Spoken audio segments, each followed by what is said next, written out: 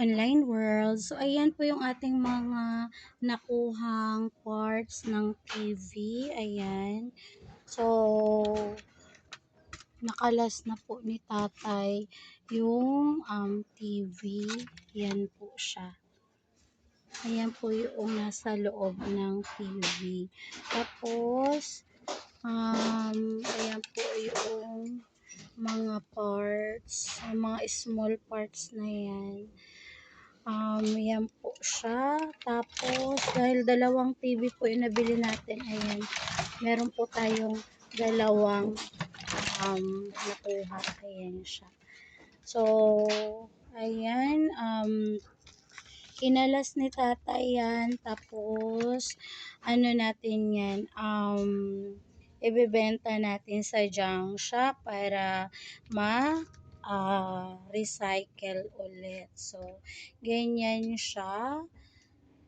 Para hindi ko alam kung gagawin ulit yan ng parts ng TV or ibang, ano po siya, ibang appliances.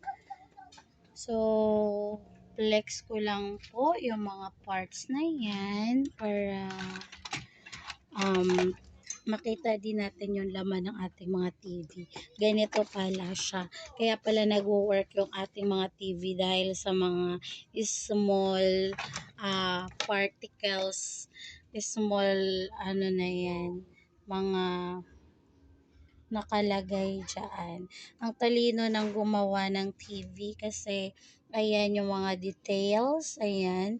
So, napapagana niya yung TV, napapanood natin yung mga palabas sa TV, lalo na yung mga news, ganyan, mga nursery rhymes sa mga bata na favorite nila.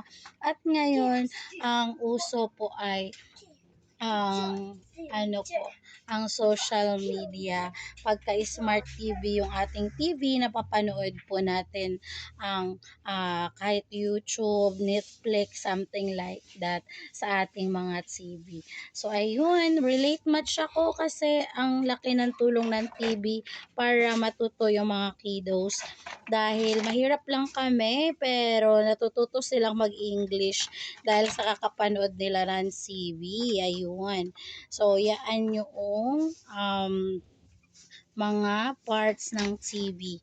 Paano siya mag-work. So, ayun. Flex ko lang. Thank you for watching. Bye-bye.